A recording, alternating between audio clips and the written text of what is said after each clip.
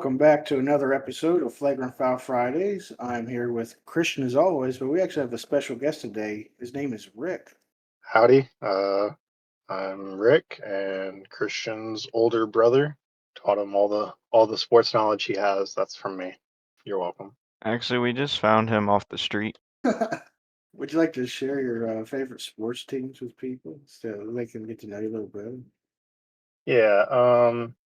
I'd say mostly a basketball fan these days. So I like Cleveland Cavaliers and that, unfortunately.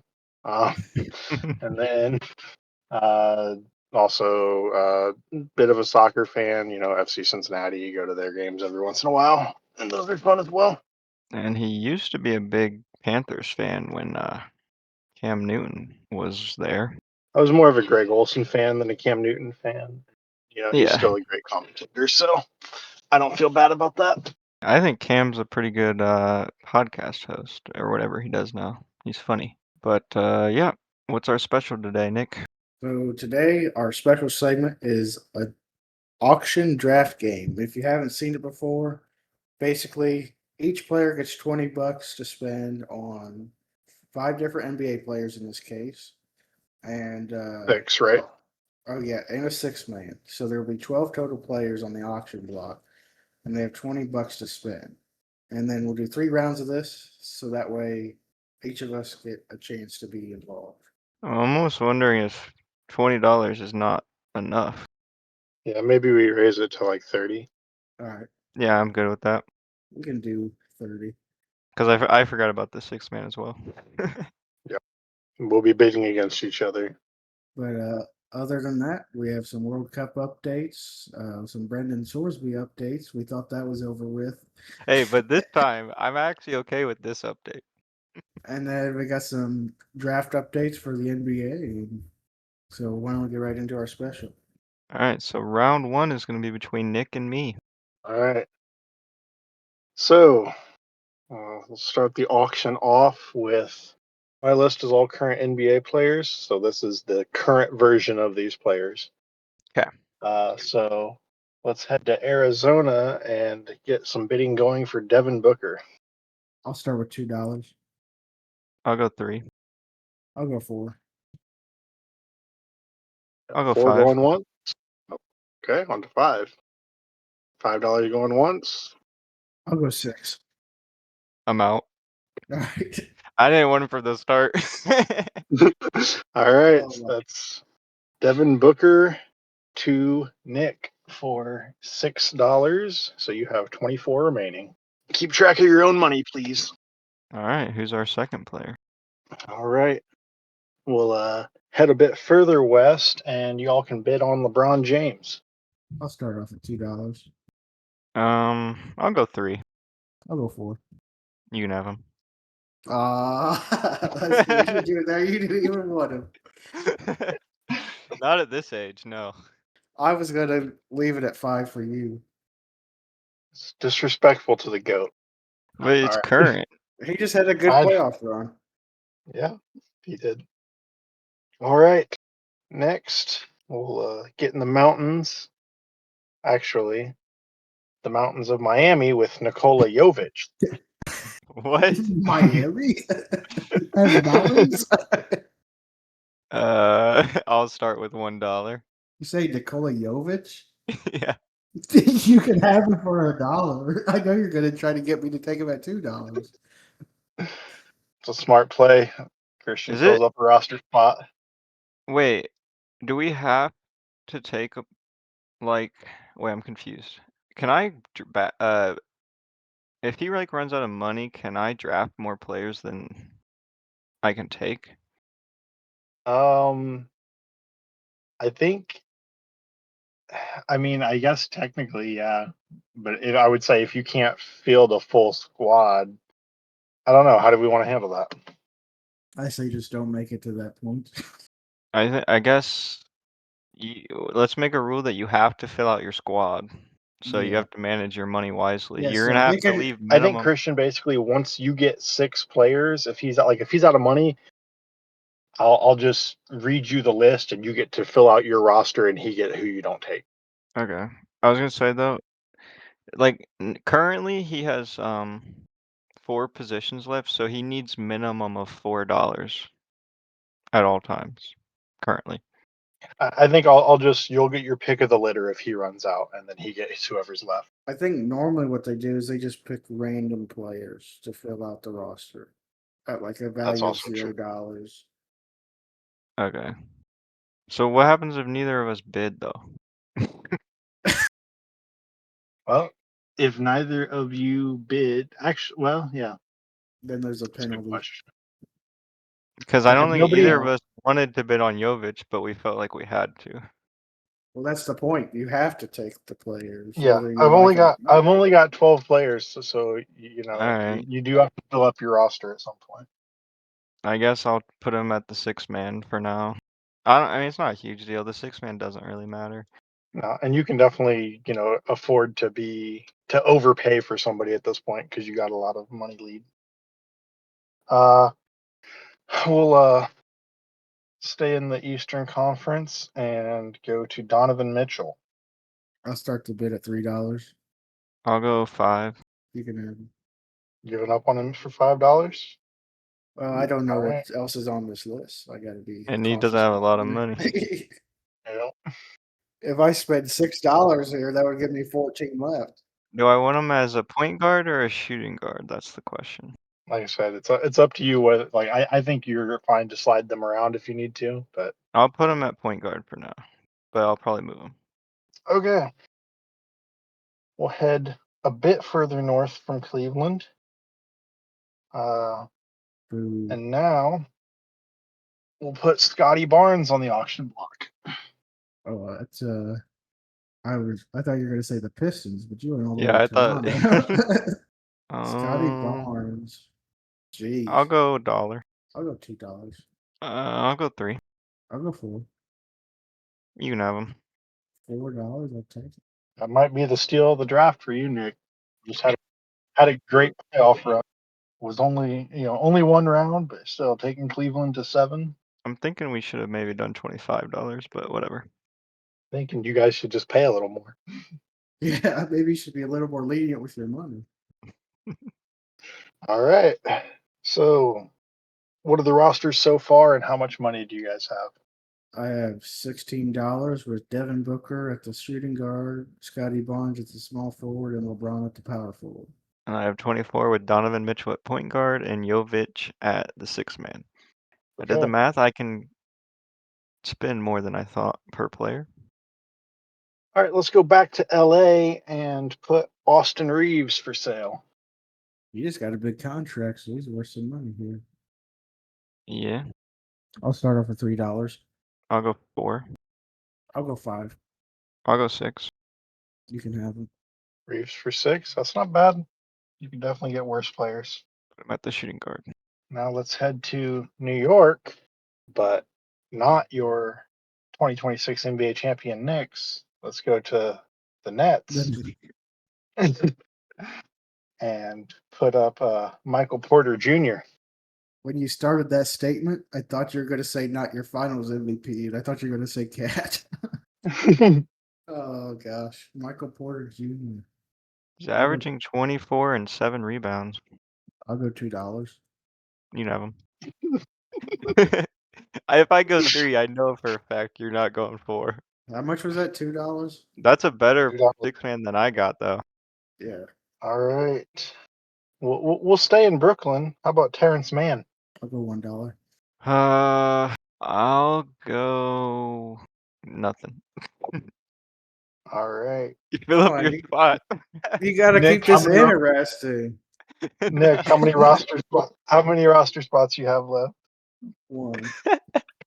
1. And it's All a right. position I already have a player in. Okay. You forget that LeBron could play point guard. That's true. Or can move Devin Booker to the point. Let's go to Philadelphia. Tyrese Maxey. Ooh. That's interesting. I'll go $4. I don't really need that position, so you can have him. I wondered if you would do that, Christian. Yeah, if it was a different position, I would have bet on it, but No, that makes sense. All right. Should I unveil who your final players are? sure. From New Orleans, Louisiana, Zion Williamson can join your team. Okay, not great. Big boy himself. Put him at power forward. Rounding out the team from the Mile High City, Nikola Jokic. I knew that was coming. I got Jokic and Jovic. All right. So what are our rosters here? Donovan Mitchell, Austin Reeves, nobody at small forward, Zion, Jokic, and Jovic. Yeah, you don't have your third player. There's still one more player, isn't there? Wait, Yeah, there should be one more player. how many? No, I have 12 players on this list. Do you have 7 players, Nick? No, I have 6. No, he has 6 and I have 5. Okay. You have Devin Booker, Christian, right? I do. Oh, you do. Who has LeBron? I do. He does. Okay. Christian, you have Jovic. Yeah, Who has Donovan Mitchell? He does. I do. Nick, you have Scotty Barnes. Yep.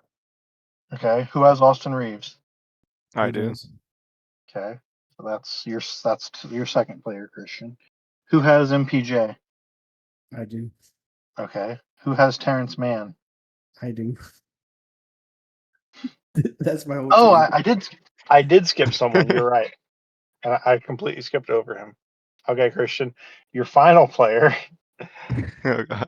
not technically an NBA player as a couple days ago, AJ DeBonson.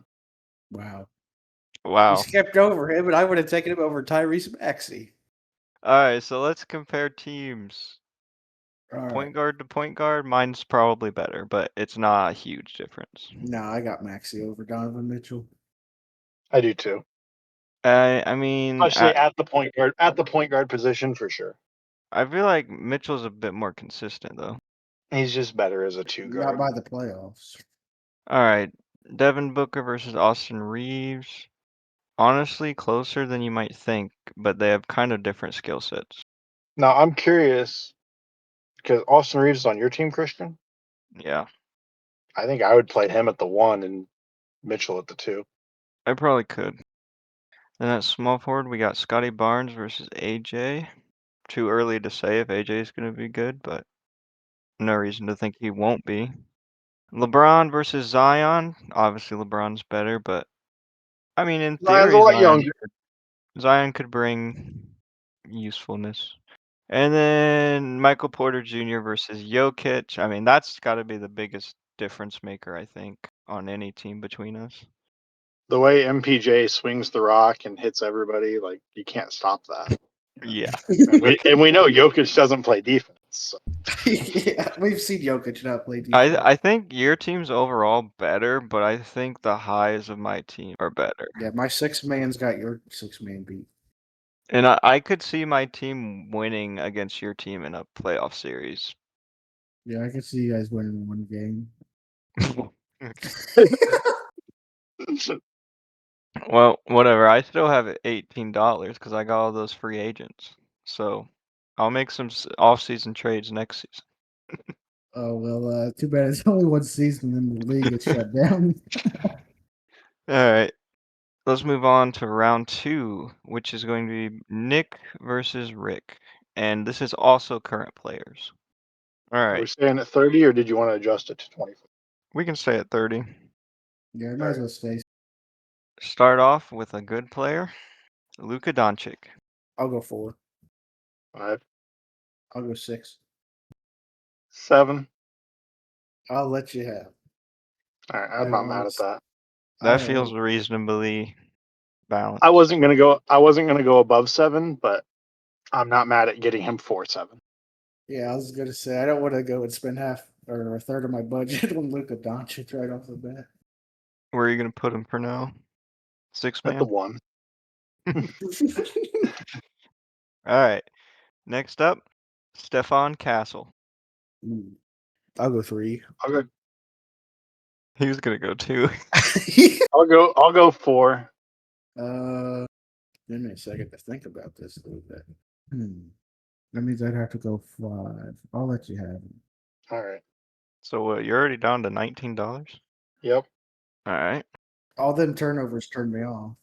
Having a great defensive two guard right beside Luca, who we know is not great on defense. Like I feel like that works. That's a pretty Yeah, decent that combo. probably would work pretty well. Yeah, but then he's an offensive liability with the turnover. No, because he's not going to have the ball in his hand that much. He only has turnovers when he was playing point guard. Yeah, he was playing out of position when he had all those turnovers. You should put him at point guard. Next up, Austin Reeves. Ooh, I'll go 3. I'll go 4. All right, you can have him for 4. You happy with that price, Nick? Yeah, I'll take AR for 4. All right. Next up, I thought we'd get someone who just won a finals. Josh Hart. I'll go $3. He's yours. I saw that coming. Big Josh Hart hater over here. I'm not a hater, but he's just he's on or he's the definition of like a streaky shooter. Defensively and the hustle things he brings, great. Yeah, no, that's fair. Offensively inconsistent. Next up, I think this is gonna cause a lot of money to be spent. Wembanyama. I'll start at 5. 7. I'll go 9. Oh my gosh. I'll let you have him. I'm not mad at that. And now, after this huge amount of money was just spent, I figured we should get someone who's pretty good as well. Although now that I think of it, I probably shouldn't have put him at the same position as Wemby. We got Jokic. I'll go 5. I'll go 6. He's gonna play power forward and center as Wemby You and know what? Jokic. I'll take a chance. You can have Jokic. Oh You wow. give me Jokic for $6? I don't want him to play defense against Wembanyama. Okay. So you're assuming I gave you another center. Hey, it's okay. I can put Josh Hart at the center. Okay. All right. Well, you're down to $3. 4. Next up, Jaylen Brown. 3. I'll go 5. Okay, that's yours. Wait, you should have just let him get that, Nick. He would have had to get random players. Oh, I should have just said 4 because he can't go higher than 4. Oh yeah, that too. Oh gosh. You just overpaid for someone that no one wants, apparently, which we will talk about later. Yes, we will. Next up, you know him. You probably love him. Jimmy Butler. $1. You can have him. Wow. All right. Well, that fills up one of my forward positions. I'm fine with that. Okay. You're really betting on some good players late, Nick. Up next, another finals player, Mikal Bridges. I'll go $1. Pass. Hey, there we go. How many players are left? 3 players left. All right. Up next, I gave you guys some defense. Marcus Smart. Pass. All right, Nick, you get him for free. Marcus Smart. That's a Let's good go. 6-man, I feel like. All right, up next, Nick, you're probably going to have to get this guy because you don't have a center. Chet. Oh, jeez. Pass. I guess All I right, get it for you free. get him for again. free. Is this the last player? Yep, last player. And right, you who do I get him get? for free, Steph Curry. Okay. Bruh. Nick, you like screwed yourself. If you would have just taken Jokic, you would have been fine. All right. My team. I have Luka Doncic, Stephon Castle, Victor Wembanyama, Nikola Jokic, Jimmy Butler, and Stephen Curry. My team. I have AR-15 at the 1, Josh Hart at the 2, Jaylen Brown at the 3, Mikal Bridges at the 4, Chet Holmgren at the center, and Marcus Smart at the 6-man. I think Yeah, you're cooked. I think you lose, Nick. I don't even think you're cooked. Wait. I'm gonna make an adjustment. You're gonna put Marcus Smart as a shooting guard. That's gonna make a huge difference. Marcus Smart's gonna guard Luca, and Luca can't do anything.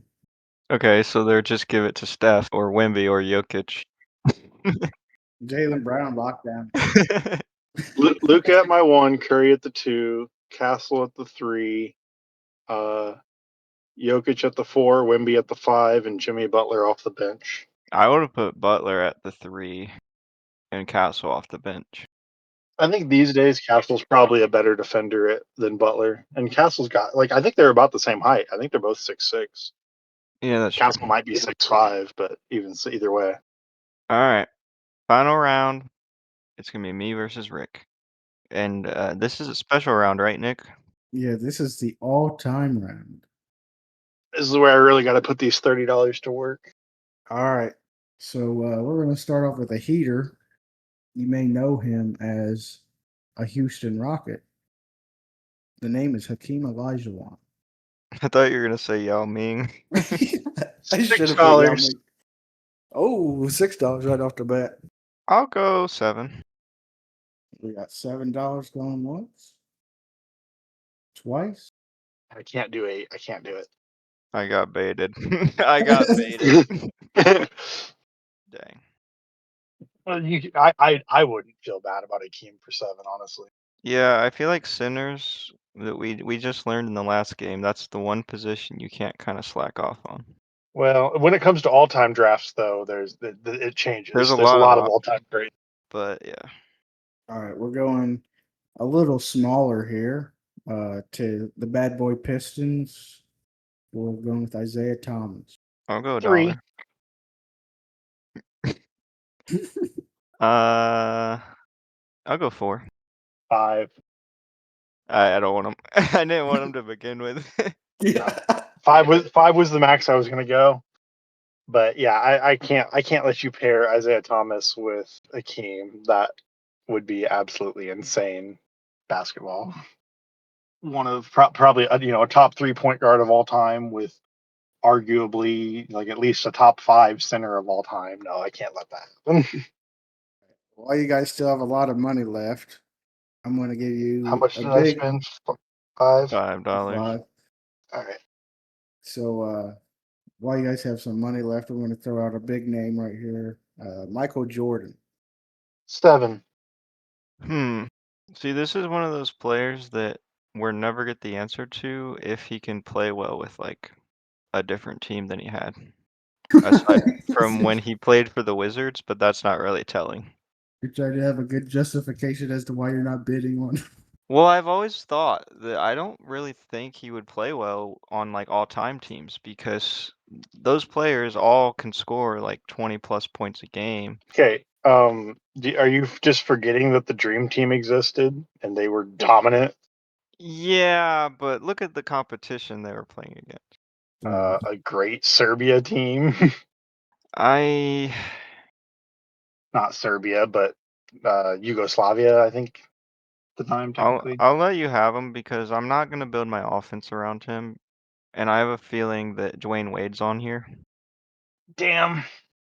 Well, now I don't know what I can't play Michael Jordan and Isaiah Thomas on the same floor. Like they hate each other. The chemistry is in the Yeah. in the toilet. Jeez, I really did not want Jordan. All right. So your next player is One of them's got to come off the bench. the next player is a player you may know for his dunking ability, who is known for the Raptors. Yeah, Vince Carter. 2. You know, Ooh. I'm mad at that. I don't think you're going 4 if I go 3. So you're just trying to bait him into paying more money because you didn't want him? I didn't want him now. Nah, I'm okay with that. Vince gives some spacing to my team. So again, I'm gonna have to put either Jordan or Isaiah Thomas on the bench. So gives me another kind of guard, small forward. Like I'm not mad at it. If I get a 3-point shooter, it might be over. We're gonna go Vince another. Carter is a 3-point shooter. I mean, Not like modern players though. but for his era, one of the best. Next player is another big man, another big man, Tim Duncan, a Spur for life. I'll go a dollar. 4, 5. 6. I'll go 8. You can have him for 8. Good, because I wasn't going any higher. You spent a lot of money on 2 players. Yeah, but they're good. I learned from the last game, don't save as much as you think. I'm sorry, Tim. You're worth more than $8. I just don't have the money. I don't have the cap space right now. All right. We'll get Christian a guard. I'm assuming he'll want Steve Nash, 2-time MVP, by the way. I'll go $1. 3, I'll go 4. 5. You can have him. Awesome. He's gonna play small ball over there, apparently. Now I can start Nash and put IT on the bench and have Vince at the 3, and all my chemistry issues are solved. I'm very happy with that. How much was that? $4 Yeah. or 5? I think I said 5, right? I don't remember. Yeah, I don't remember either. I think it was 5. No, you did say 5 because I said 4. All right, we're going to throw a small forward out there because we don't have one out here yet. Dominique Wilkins. 6. You can have him. All right. I just need one more player. All right, the next player is Kobe Bean Bryant. $1. 2. 3. You can have him. That's I think that's good. Next player, John Stockton. You can have him. 3. Let's Let him go. live. John Stockton for free is crazy. All right, we got our last 3 players. First one, LeBron James. He can play all 5 positions, 4-time MVP, 4-time finals MVP. Yeah, $1. I'll go 2. Pass. Let's go. I have a feeling that Christian was going to try to bait you. I know he needs a center, so he can't. As long as I have more money than him going into this round, I think I'm okay. All right. This can make or break your team. Ben Wallace. 3. So this really just boils down to, do I want Ben Wallace as my 6th man, or do I want him to get the next player? And to be quite honest, I don't think it's worth risking him getting the next player, even if the next player isn't a center that could mess up his lineup. So you know what? You can have him. I can't be mad at that. And the final player is Shaquille O'Neal. I wondered if it was Shaq. I wondered. Oh my god. Hey, all right. Let's break this down because honestly, I think I cooked. I think I win. All right. What's your lineup? All right, I got John Stockton at the point guard, Kobe as shooting guard, LeBron as small forward, power forward Tim Duncan, center Shaq, and 6th man Hakeem. Okay. John Stockton to Shaq is unstoppable, let alone the other 3 players who Stockton can is score 40. overrated. Nah. All right. I got Steve Nash at the 1. You're swinging the rock to Michael Jordan at the 2. Got at my forward positions, Vince Carter and Dominique Wilkins. Down low, Big Ben Wallace and Isaiah Thomas, the better one coming off the bench. Yeah, Nick, whose team do you think wins? Well, I mean, you got the chemistry there with Kobe and Shaq. And Kobe played with LeBron on the Olympic team a bit. Or lack thereof, depending on when we're talking about. Yeah. That's true. Yeah, I because feel since like Kobe's dead. my team has pretty good defense and almost So let's be honest here. Steve Nash is better than John Stockton. Whoa. sure, but honestly, Michael Jordan. all I want out of John Stockton is defense and passing to Shaq. That's all I Kobe, need. Kobe Bryant is Michael Jordan light, so I win that matchup. Who's at your 3? LeBron. LeBron. Okay. LeBron definitely beats, whether I have Vince Carter or Dominique Wilkins on him. Yeah, LeBron wins that matchup. Tim Duncan. But I don't think he's shutting down Dominique Wilkins or Vince Carter. No, but I don't need him to. Tim Duncan, yeah, that is your biggest mismatch against me. If I have, Ben Wallace guard Tim, who's guarding Shaq, and so I can't do that. So that's your biggest mismatch, I would say, is I don't think Vince Carter or Dominique can adequately stop Tim Duncan, but Tim Duncan's also not going to go out there and give you 35 plus. That's just not the type of player he is. So I think I can live with that a little bit. And Ben Wallace defense against Shaq, again, not stopping Shaq, but certainly one of the, big men that did slow him down in his prime. Yeah, but I also have Hakeem coming off the bench for when I need defensive stops. Yeah, that's the biggest thing is you just outsize me. You probably win off of that, but it's closer than you were making it seem, I think. Maybe, but I feel like my team is very complete. There's not really any holes that I can't rotate through. If John Stockton is not producing much offensively, not a big deal. I can just give it to Kobe, LeBron, or Shaq. Now, I would argue it does depend on the era we're playing in because I think I have better spacing. Steve Nash, Vince Carter, Jordan could shoot a little bit. Isaiah Thomas could shoot a little bit. Like I think I Kobe, do, LeBron, and Duncan are better shooters overall. Kobe, LeBron, yeah. Duncan, not a great 3-point shooter. Mid range, he's fine. So it depends on era, but I do think ultimately you have the edge. Yeah, I'm happy with that team. All right. Well, let's move on to the World Cup segment. Group stages are almost over.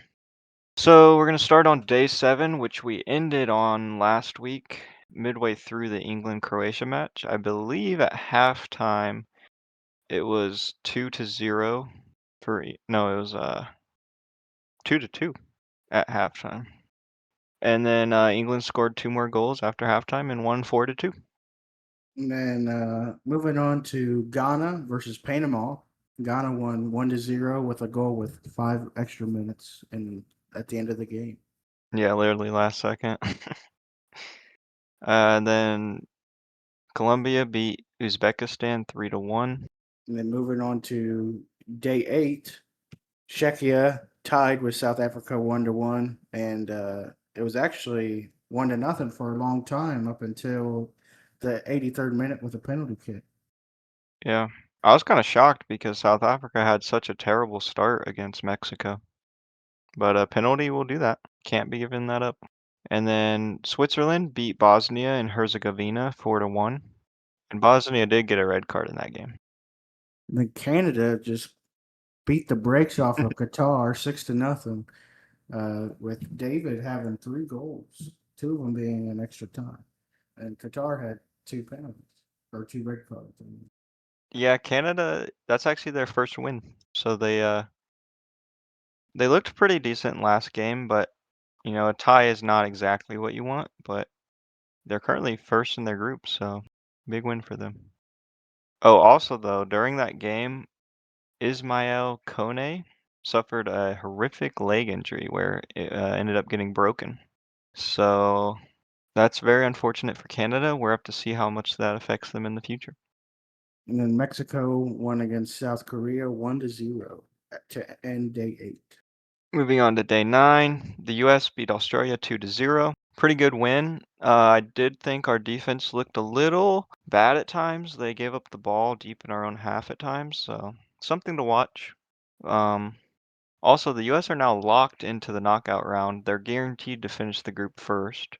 So now they're in an interesting position where in their last game, do they start the players that have yellow cards to keep the momentum going? Do they not start them to play it safe?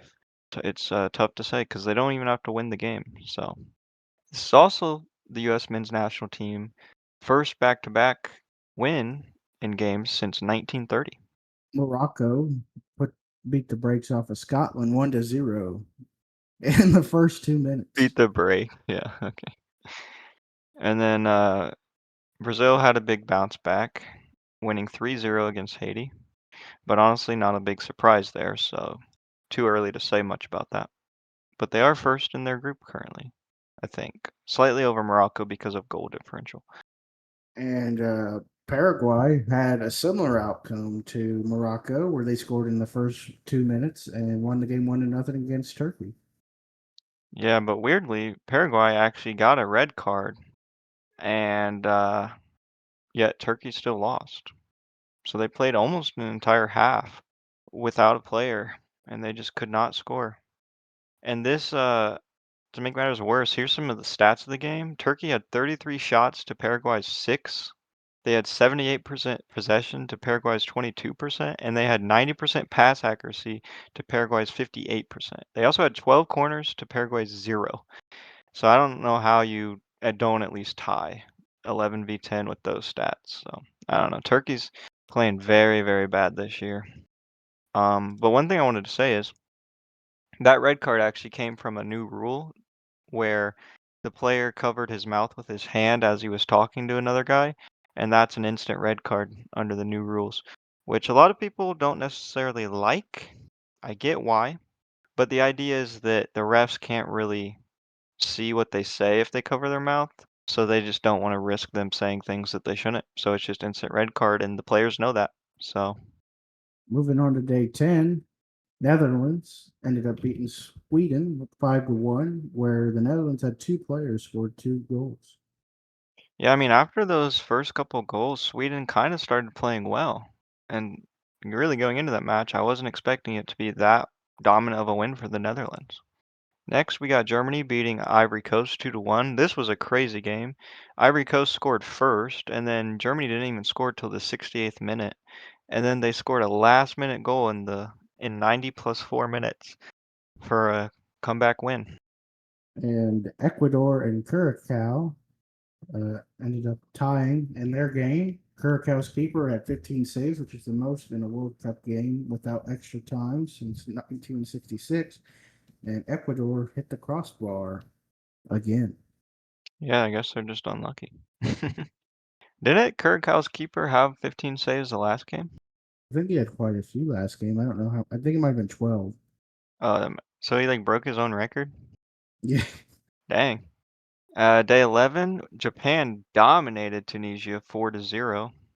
I actually believe Japan might be kind of a sneaky team to watch this year, and they have some players out who are pretty good too, so. And then Spain, 4 goals up on Saudi Arabia. Saudi Arabia couldn't produce any goals. And this was Lamine Yamal's first ever World Cup goal in the first 10 minutes. And Spain was able to bounce back after a disappointing last game. And now they're top of the group. Yeah, we were talking about how bad they played and how few games they won the last couple of years at the World Cup, but maybe this is a sign of things to come. Who knows?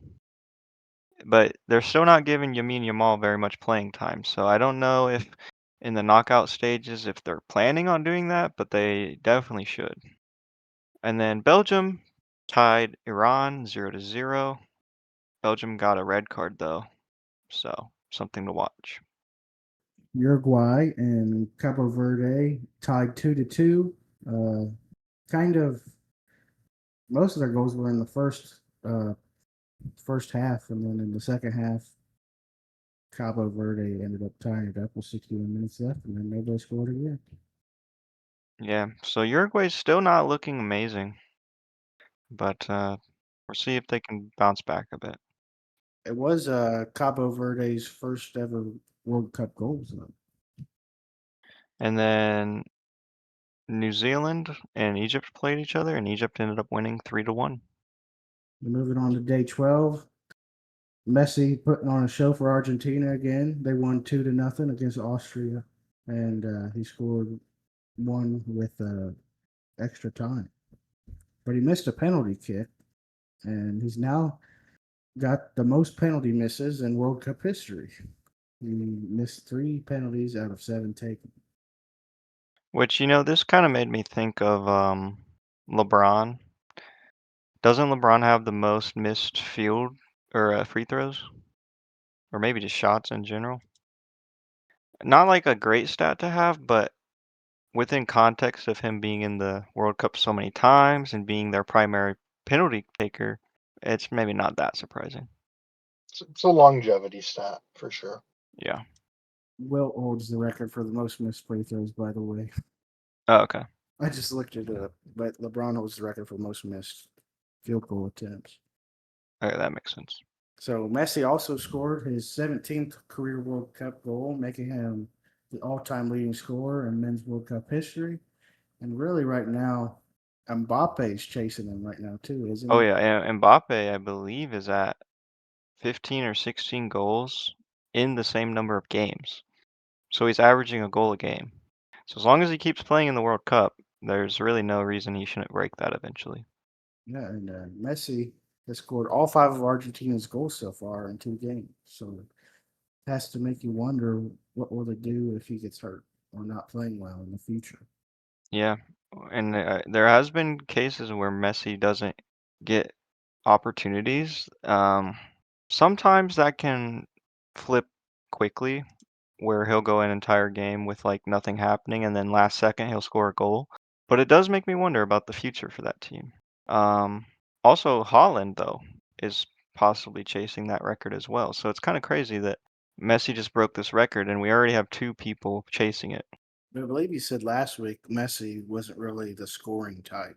Yeah, I mean, I looked into it a bit more, and in terms of like World Cup goals, he actually scores more than I thought, but he does get a decent amount of assists. I wouldn't call him an assist first player, but that's just because how dominant he is with the ball. He's just all around great, honestly, like in multiple Yeah. facets, and that's what it comes down to. I think LeBron was a great comparison earlier, both for the longevity, but also their like all around style of play. Yeah, that's fair. I actually would consider LeBron a bit more pass first than most people would if you look at his stats. He is, but he's not afraid to score whatsoever either. And Sure. Messi, I think we can describe the same way. No, I would agree. Speaking of Mbappe, France dominated Iraq 3-0, and Mbappe scored 2 goals in that game. Also, though, that game was delayed after halftime because of thunderstorms. So, And then Christian also talked about Erling Haaland a little bit ago. Norway ended up winning 3-2 against Senegal. Erling Haaland had 2 goals, and so did Sar for Portugal or Senegal. yeah, Senegal's not a laughing stock of a team, but this does raise questions about Norway's defense. And then Algeria beat Jordan 2-1. Yeah. I just want to say one thing about this. I don't think LeBron would ever lose to Algeria. Okay. Moving on, day 13, Portugal just put on a master class against Uzbekistan. They won 5-0, and Ronaldo had 2 goals, which was a big bounce back for Ronaldo because he had 0 in the first game. He had 0 and like a wide open goal miss and a couple misses overall. So, yeah, I think people probably jumped the gun too soon on the conclusion that he's washed, but I don't anticipate Portugal to win the whole thing, but we will see how far they can get. I'm just glad that you didn't say Portugal beat the brakes off of them, because I think 3 would have been too much for one podcast. Well, in the next game, England did not beat the brakes off of Ghana. It was 0-0. This was really a great match. I watched most of it. England had so many opportunities, and Ghana just somehow miraculously defended or Didn't Harry Kane hit the bar once? yeah, Harry Kane hit a crossbar. But there was also a point. Actually, if you really want to be argumentative about it, you could say Ghana should have won this game. There was one play where the player was one on one with England's keeper, and England player jumped from behind in order to tackle, and it was a clear foul that was not called, at least in my opinion. Yeah, I saw a That clip of that earlier. should have been a penalty. But I will Um, say, I think given the group that these 2 teams are in, I don't know that neither needed to win necessarily. So I think they'll both be happy with this. yeah, but Ghana should definitely be more happy. They're not, just a team with the pedigree of England. Like, they're not going to be happy with a draw, in my Sure. opinion. And Croatia beat Panama 1-0. So a little bit of a snooze fest, but in the end, Croatia won, and they moved up into their group into third. And next we got Colombia beating DR Congo 1-0. And then day 14, which is today, and that's currently ongoing, Switzerland won 2-1 against Canada. So Canada got their second loss. Yeah. And then Bosnia beat Qatar 3-1. And I think there's 2 more games tonight.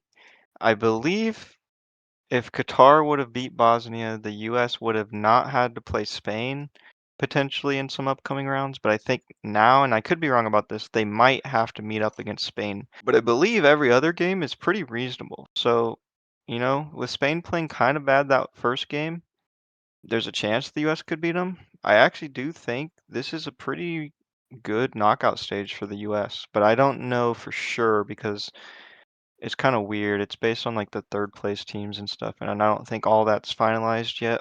But nonetheless, it'll be interesting to see how far the US can make it. Moving on to our Ball and Order segment, we sadly have to report we only have one bit of news for Ball and Order. So Maybe that's a good thing. This happened a few days ago. Christian sent me the video of this. Jets Well, it's a quarterback. video of his girlfriend, right?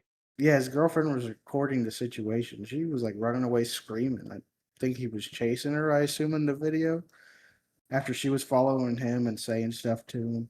But he's being investigated for an incident in which a woman accused him of battery, which happened in Davie, Florida, Tuesday morning. Officers were summoned to Smith's home Sunday after a woman claiming to be his ex-girlfriend called 911 and said he assaulted her. All right, moving on to the college football segment. First of all, we got some, what are these? New Nebraska jerseys? Yes. I don't remember what their old jerseys look like, but these are very clean. Can't really do red and white bad though. I like these new ones, but I know online they're getting a lot of hate from fans on those uniforms. The more I look at them, I think they're a little too simplified. Like they kind of went for a modern, simplified look, and I don't know that I love it. But I mean, it's not garbage. I mean, if I was going out to husk some corn, I wouldn't feel bad wearing this. The corn might feel bad though. So, for reference, the stripes were on the side instead of on the shoulder pads. Yeah. Okay, yeah. So that's the only change. I definitely like their white jersey better than the red. And then, so we got some news regarding the Big 12 and the Brendan Sorsby situation. We'll talk more about Brendan Sorsby in the NFL segment. Low-key good news though, right? Yeah. So the Big 12 presidents and chancellors have now pulled their league's recently filed federal lawsuit because they are still questioning Texas Tech quarterback Brandon Sorsby NFL future and any possible legal retribution. So the Big 12 board of directors is expected to have a call this week, which hasn't happened yet, but they're wanting to discuss the next steps for this. And a Big 12 AD also said some leaders also want Texas Tech to pay the legal fees accumulated from this incident. And the NFL announced that they are declining to hold a supplemental draft this summer, which means that Brendan Sorsby cannot enter the NFL draft until 2027 at the earliest. And this is actually good news, I think, because after all of this stuff, he decided to, you know, give up on college for pressure and the sake of his team and go for the supplemental draft, and then he didn't get to. Now, I have a feeling he's probably going to go back to the courts and say, like, well, I wasn't given enough time for the supplemental draft or whatever. But I think currently this is good. It's kind of like him finally getting a taste of his own medicine. But I'll be honest, I don't think this is over. And the NCAA Division I cabinet unanimously approved the organization's age-based eligibility proposal, which we talked about in previous weeks. And this gives athletes 5 years eligibility over 5 seasons. And they currently think this is a big win for the NCAA to keep the landscape consistent. So, an athlete's 5 year eligibility clock will start either upon initial enrollment at any college or at the start of the academic year immediately following their 19th birthday, whatever happens first. So, a lot of people are upset about this because we may not get those 72-year-old freshmen. Is there an age limit? I don't know. I saw a lot of people complaining because they wanted those 72-year-old freshmen, and I saw some 26-year-old at LSU wouldn't be able to stay enrolled because he just enrolled as a freshman. So I don't know how that works. And then former Ohio State coach Jim Tressel will be enshrined in the Ohio Stadium Ring of Honor when the team opens the 2026 season September 5th against Ball State. Honestly, kind of surprised that hasn't happened already. Yeah, and he would join Woody Hayes and Paul Brown as the only Buckeyes coaches to appear in the Ring of Honor, and the first player since 2014. I don't love the timing of it, just because, if I'm not mistaken, Tressel is, the sitting lieutenant governor of Ohio. So feels like maybe an attempt by the university to buddy, with the state rather than I like again, not that he doesn't deserve it. I just think if I was going to do it, I would do it after he was not in office. Agreed. Yeah, that makes sense. Honestly, Ohio State is probably looking to repair some damages right now, considering they had to pay millions of dollars because of that, what was it, a trainer A team or doctor. team doctor? Yeah. So, yeah, I don't know. And then this isn't really college football related per se, but Jeremiah Smith is the first 99 overall at the launch of the new college football game. Yep. So first, I don't know about the older games, but for the newer release games, the 25 edition, he's the first. And it's also the first game since they brought it back. Actually, maybe even ever, since they're adding a PC port. Hmm. I don't know if the older games have PC versions. I don't think so. So I'm expecting that to have a lot of bugs, but whatever. And then our last bit of news, apparently Jake Paul hopes to join Stanford football as a walk-on. He says he has NFL aspirations after boxing, and he wants to play slot receiver. So he wants to get some experience at college first. Kind of seems like he wants to do something different every other year. Yeah, but judging based off of that previous ruling by the NCAA, if it's true that players can't have the eligibility after their fifth year, which would be 24 years old, he's currently 29, so he wouldn't be able to do that. Does I that wouldn't think. apply for people that have never gone to college though? I don't know how that works. Well, we might have to look into that then. All right, now we're going to move on to the NFL. Only a little bit of news today. So teams participating in their rivalry programs are expected to be tied to their designs for 4 seasons, meaning that AFC East and NFC West teams that debuted rivalry uniforms last year must wear them at least once in each of the next 3 seasons. Yeah, so for people who don't know what the rivalry program is, it's something new that the NFL is trying to do. I think they're trying to add new divisions each year, but right now it's just the AFC East and the NFC West. As we saw last year, they played against their rivals. So for the Seahawks, it was the Rams, and so on and so forth. So I like the the- Seahawks rivalry jerseys, so I'm not mad at this for them. yeah, I feel bad for Jets fans though. Those aren't very good in my opinion. They got to keep them for 4 more years. Which I don't know how this works if a team were to do a redesign or like a color change or something. I guess we'll see when that time happens. So we got some off-season moves for you guys. The Titans and Jeffrey Simmons agreed to a 3-year extension worth $105.8 million with $100 million guaranteed. And then Kyle Pitts and the Atlanta Falcons reached an agreement on a 3-year, $54 million contract that includes $36 million fully guaranteed. It's the largest 3-year contract for a tight end in NFL history.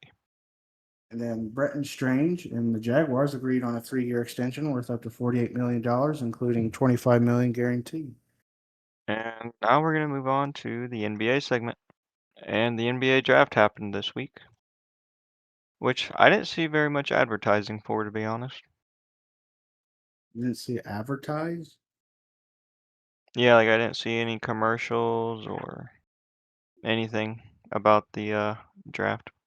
Like I knew it was coming because I was keeping up with that. I think it's definitely weird because views are constantly going up. So I don't know why they wouldn't try to get more outreach for it. All right, so why don't you start us off with our first overall pick? So our first overall pick, some may be surprised, some may not. The Washington Wizards drafted AJ Dabasta from BYU. I think he was pretty much the favorite to go first, but there was some debate if he should have. Yeah, I did see that the Wizards were kind of split between him, Darren Peterson, and Cam Boozer. Yeah, but I will say the Wizards have a pretty decent team. Um, hard to Trey say what Young. it's gonna look like long term though. Well, I know Trey Young just signed a deal, so Trey Young is there for at least 3 more years. And then at second, the Utah Jazz drafted Darren Peterson from Kansas. And one of the big questions about this guy is I believe he has a history of like not playing games and kind of getting into it with coaches. I saw some people saying he shouldn't even get drafted to the NBA because it's a risk. Um, I don't anticipate he'll be as problematic in the NBA, but I did see some people are actually comparing him to Ben Simmons. So hopefully for That's a the good Jazz's comparison.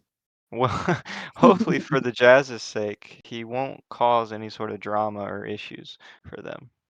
Because it's not very often that you get to get the second overall pick, especially of this caliber in terms of actually like skill, you know? And then the Grizzlies drafted Cameron Boozer from Duke. If you didn't know, he wouldn't be here today if it wasn't for his older brother having sickle cell disease. Wait, why is that? So his brother had sickle cell disease, and his Yeah. parents didn't have a match to cure it.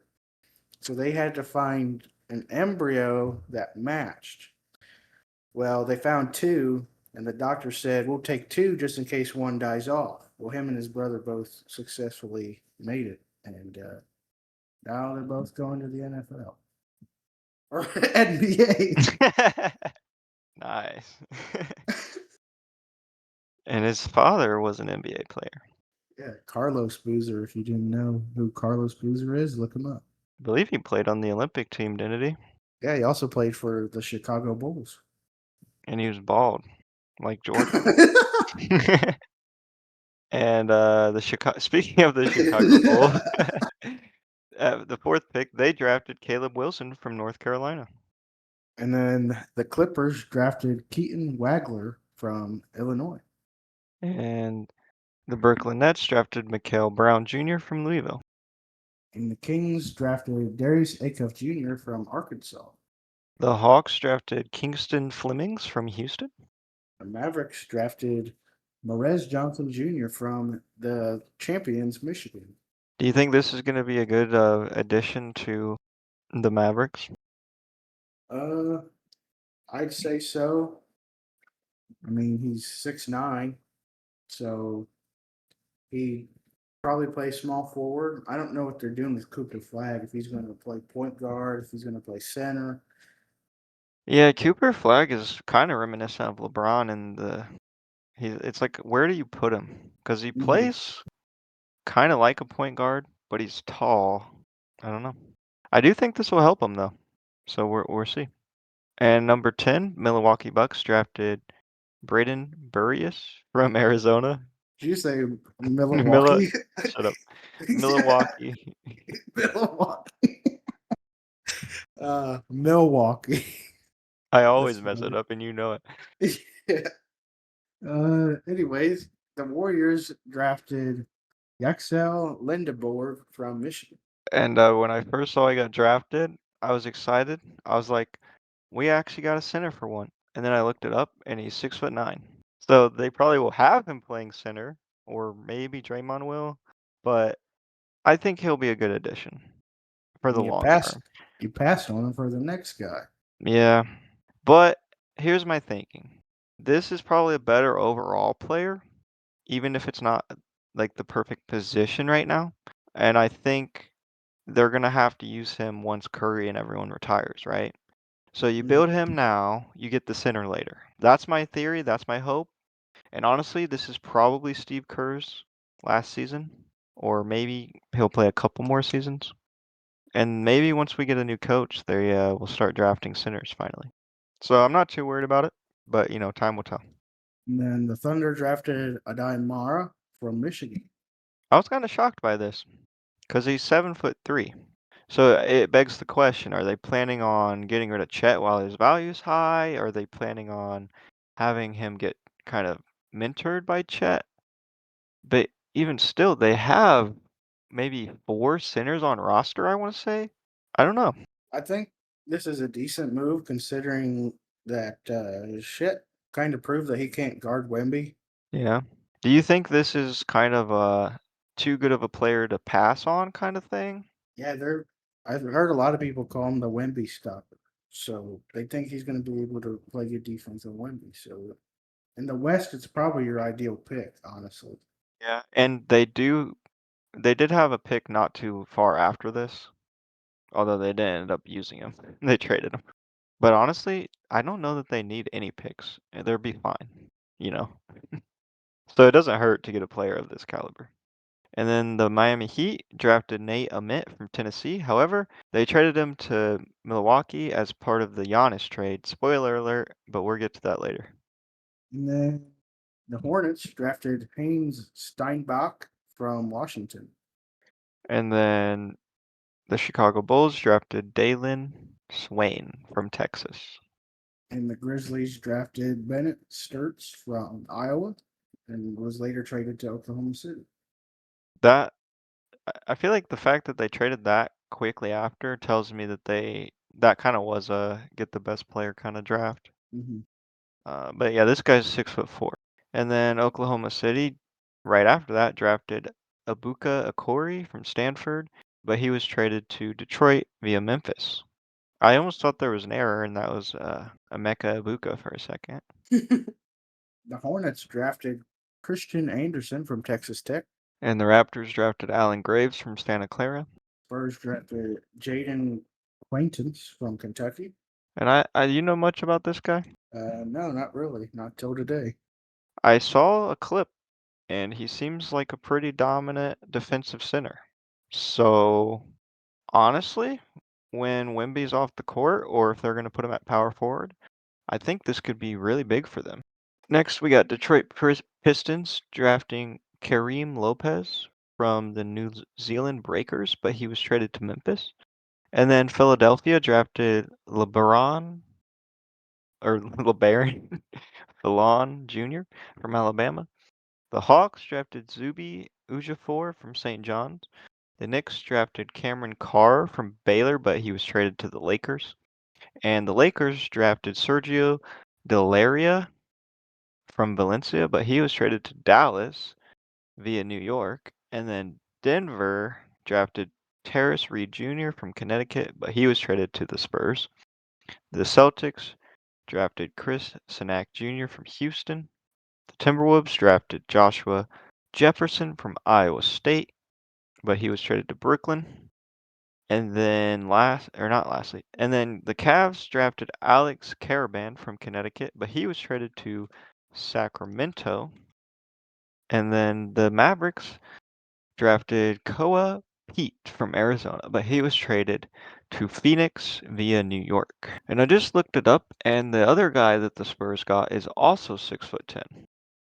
So it seems like they're building a almost 7-footer army down there in San Antonio. So we got a couple of off-season moves to talk about. Some of these are tied into the draft, but not all of them.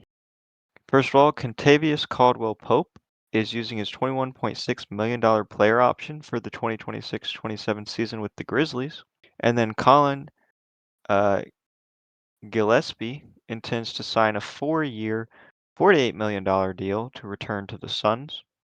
Jordan Goodwin intends to sign a 3-year, $19 million deal to return to the Phoenix Suns with a player option in the third season. CJ McCollum has agreed to a 1-year, $21 million contract extension with the Hawks. The Oklahoma City Thunder are finalizing a trade to send guard Aaron Wiggins to the Atlanta Hawks for the 2 second-round picks. Atlanta's in 2030 and the least favorable of the Hawks Lakers in 2032. And then Trae Young, like Nick kind of mentioned earlier, intends to sign a 4-year, approximately $212 million deal to stay with the Wizards, with a 4-year with a player option in year 4. Mohamed Diawara intends to sign a multi-year $10+ million deal to return to the New York Knicks. And then one of the biggest trades that came out, the Timberwolves are sending Julius Randle and a 28 pick to the Nets in a 3-team trade that sends Nick Claxton to the Bulls. The Timberwolves will acquire Brooklyn's number 33 pick in order to free up salary cap space. Ayo Dosunmu signed a 5-year, $112 million contract to return to the Minnesota Timberwolves with a player option in year 5. I'm not sure that Julius Randle is going to do much for the Nets because they don't really have much built around him. But the fact that he's off of the Wolves is a pretty big deal. And the Lakers, Austin Reeves intends to sign a 4-year, $185 million max contract to return to the Lakers.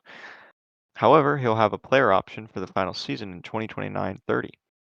He declined a $14.9 million player option for the new max deal. And if he does in fact land this, it will be the richest contract for an undrafted player in NBA history. Honestly, well deserved.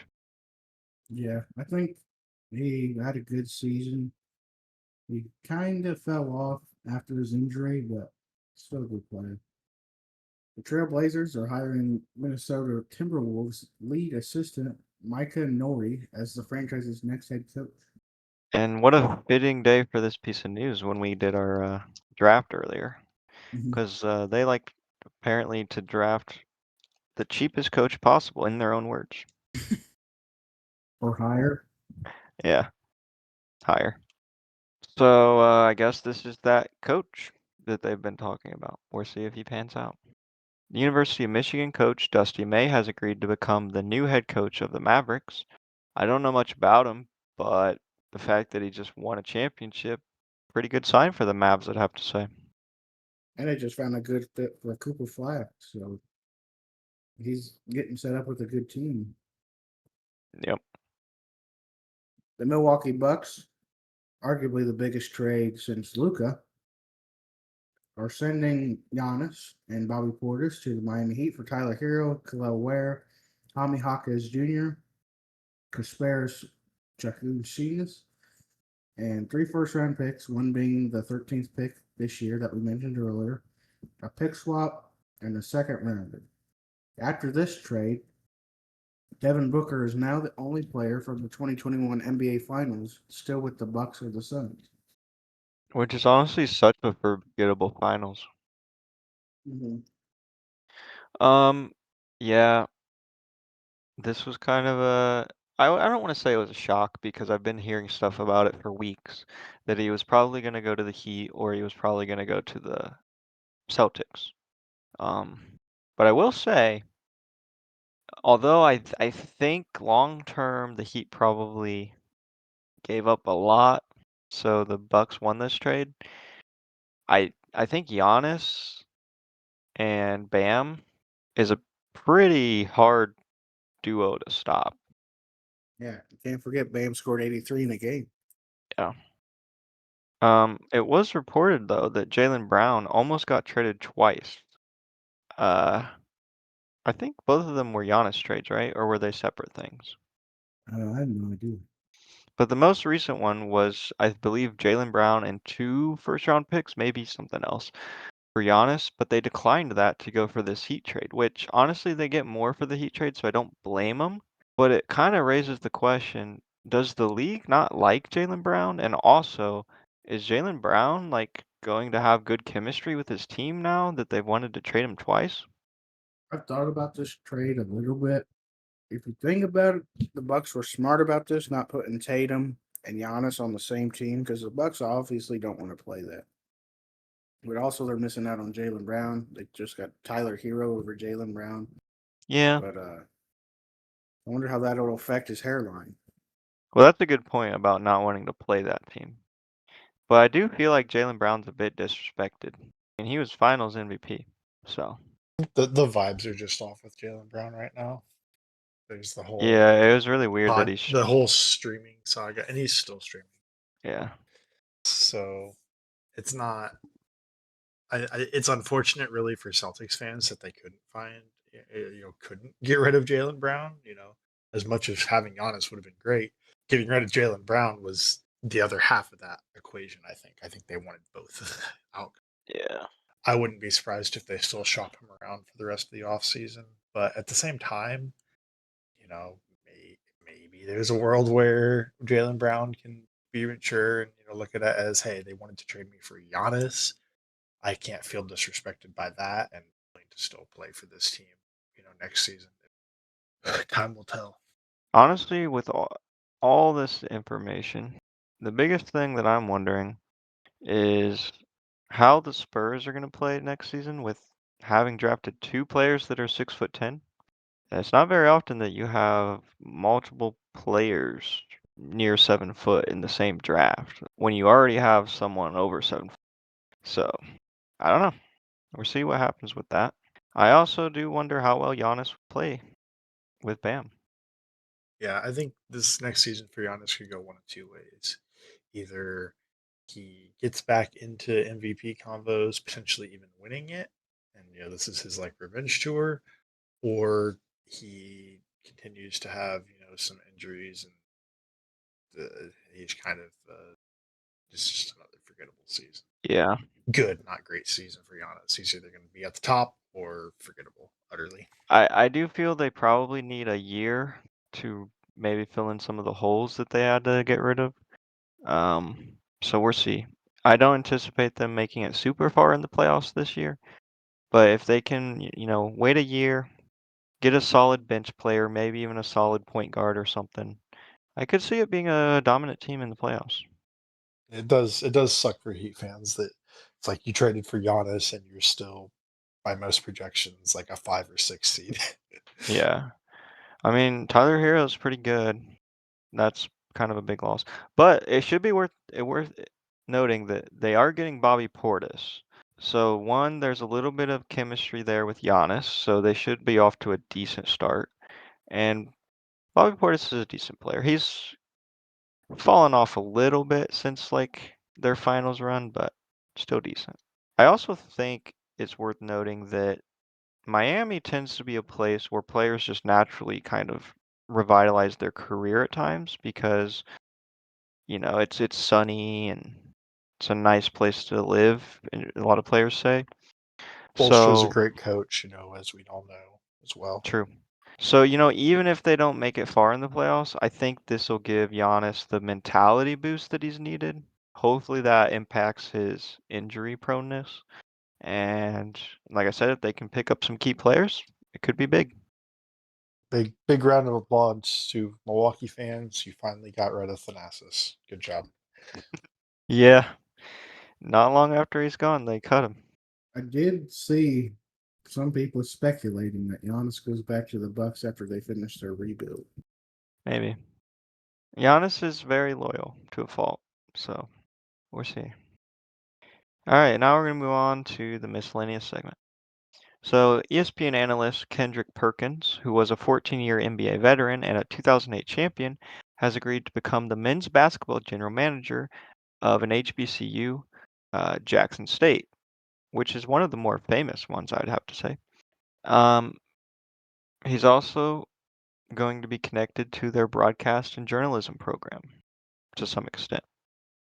I think that's pretty big for the school to have him there for the broadcast and journalism program. Like have an ESPN analyst right there giving you mentorship.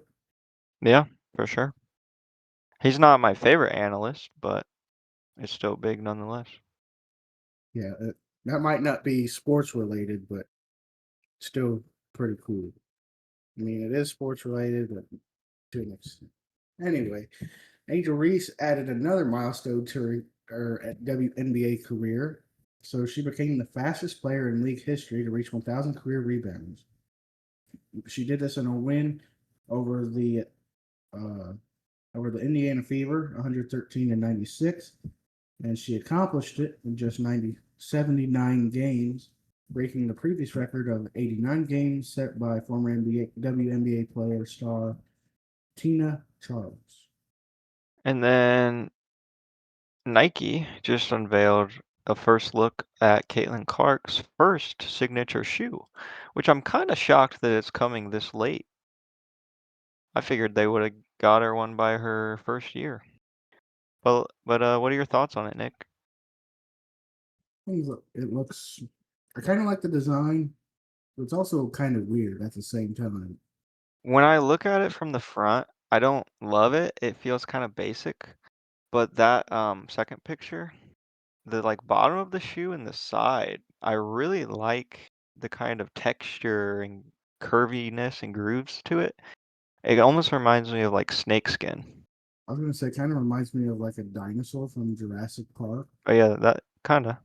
So I actually really like this, and I could see with some other colorways this being a shoe that I actually pick up possibly. Maybe. I don't know. And moving on to baseball, Bryce Harper hit for the cycle for the first time in his career on Saturday, and he did it in only 5 innings. So a lot of people say it could have been 4, but somewhere along the line somebody messed up in the batting order.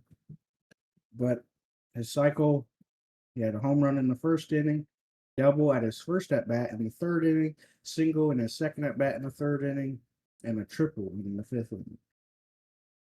Yeah, so we had back-to-back cycles week to week, right? Yep. After no one had it all last season. week. Yeah, Cubs last week. It's like the floodgates have opened now. And Kyle Schwarber hit 2 baseballs, combined 913 feet in third inning against the Mets. He led off the inning with a 456-foot solo shot to make it 4-0 against the Phillies, and then came back later in the same inning with a 457-foot 3-run home run to stretch the lead to 11-0. He's also now the first hitter in the StatCast era with 900 plus feet of home runs in a single inning. The previous high was Mark Trumbo with 859 feet in 2016. Also, in that very same game, he had 3 home runs total, and the Phillies ended up beating the Mets 15-3. This was the same game as Bryce Harper's cycle. Makes sense.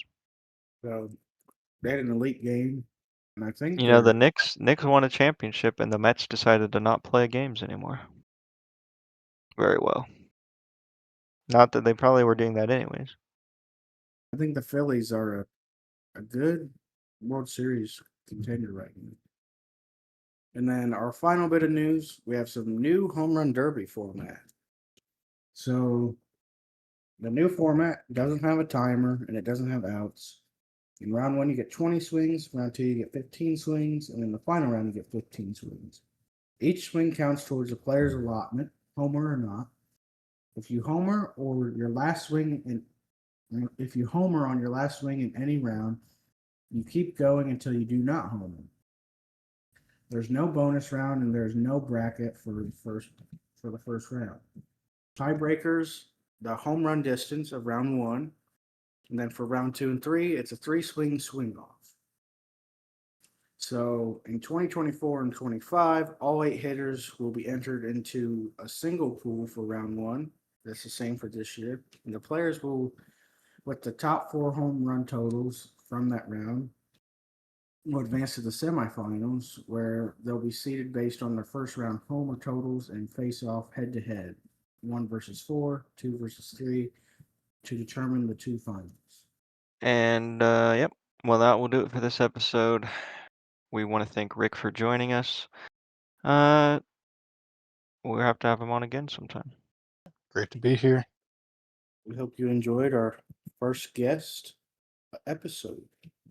And as always, keep your stick on the ice. Unless you're the Vegas Golden Knights.